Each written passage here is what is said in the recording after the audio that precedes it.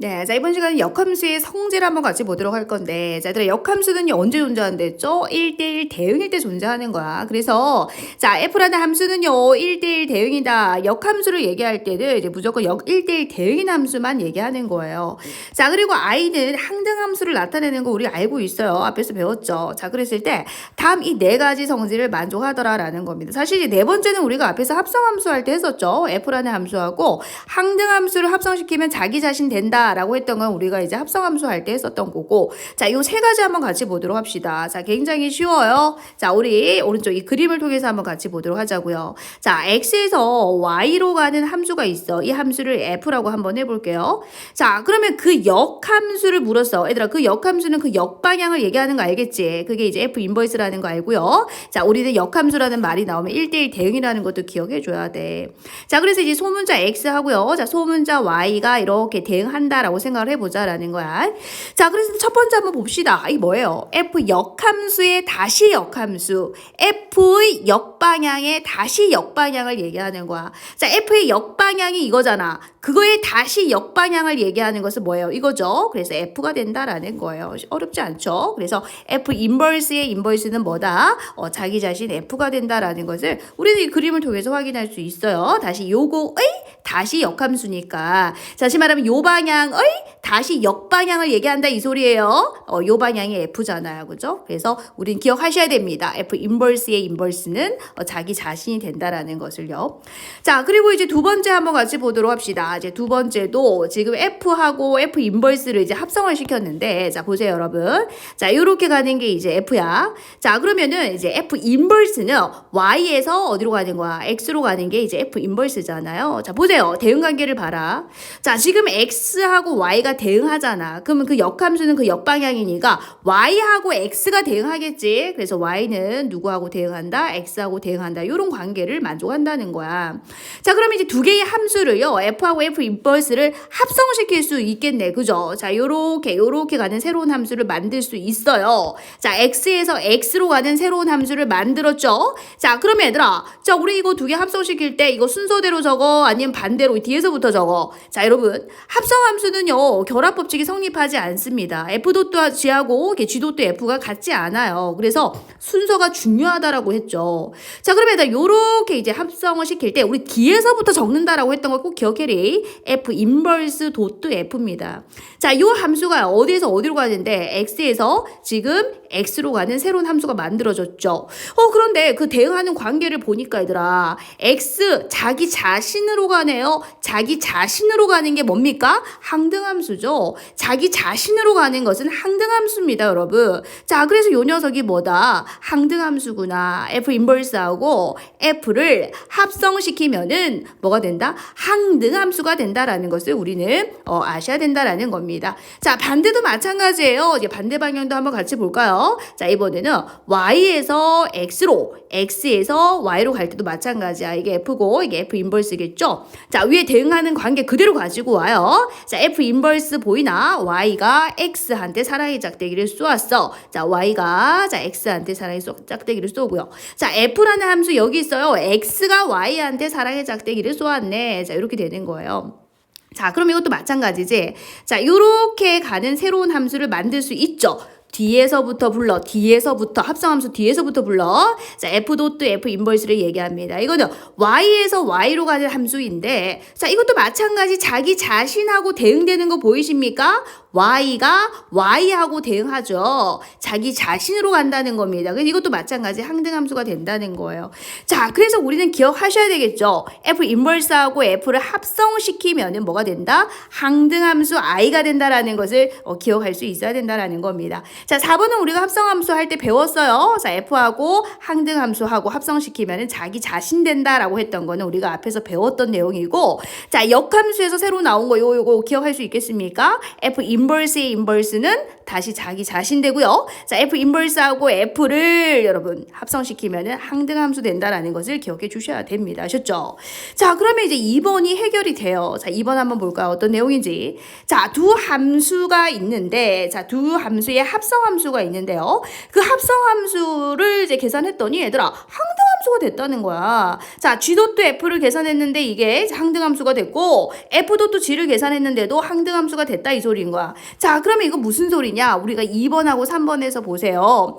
F하고요. 자기 자신하고 그 역함수를 합성시킬 때 보이십니까? 자기 자신하고 그 역함수를 합성시킬 때 뭐가 된다? 항등함수가 되거든요. 따라서 이 둘은 무슨 관계랍니까? 서로 역함수의 관계라는 겁니다. G가 F의 인버스가 된다라는 거죠. 자, F 인버스 도트 F가 항등함수잖아요. 자, F 도트 F 인버스가 항등함수지 않습니까? 그래서 우리는 요런 관계가 주어지면은 아하, G는 누구다? F의 역함수구나. 반대로 F는 뭐다? G의 역함수구나 라는 것을 알아낼 수 있으면 된다라는 겁니다. 자, 기억할 수 있겠죠? 요 2번하고 3번하고 연관된 내용이다 라고 기억해 주시면 되겠네요.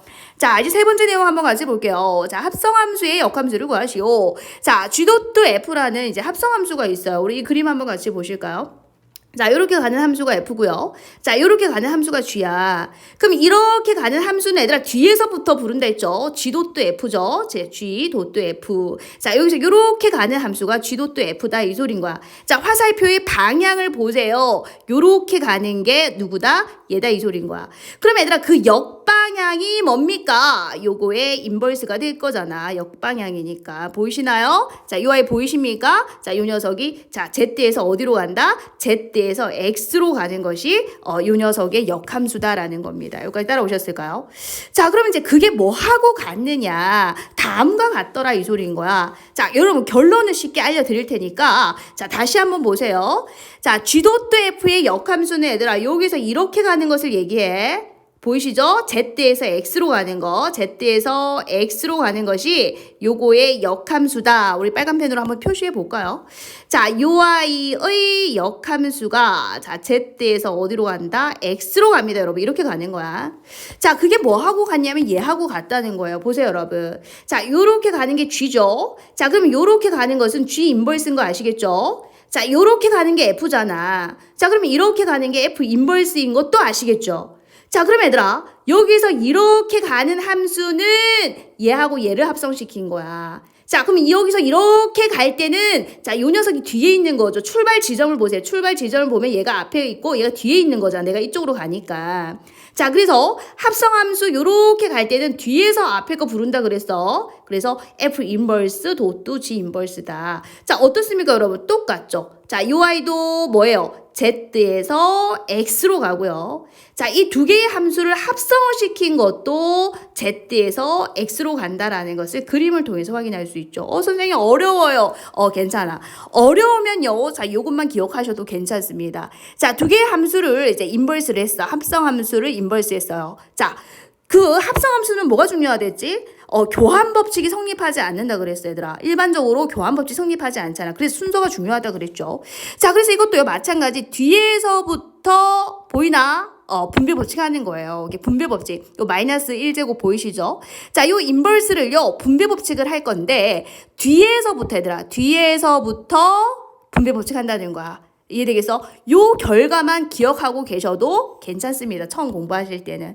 근데 나중에 두 번째 공부하실 때는 요 그림을 다시 한번 파악해 주셔야 됩니다. 자, 다시 한번 볼게요. 자, 이 그림까지는 지금 모르셔도 상관은 없어. 자, 근데 다시 볼게요. 자, 요렇게 가는 게 이제 F. 자, 요렇게 가는 게 G라 그랬어. 그럼 합성시킨 것은 순서대로 말하면 안 되죠. 뒤에서부터 G.F입니다. G.F.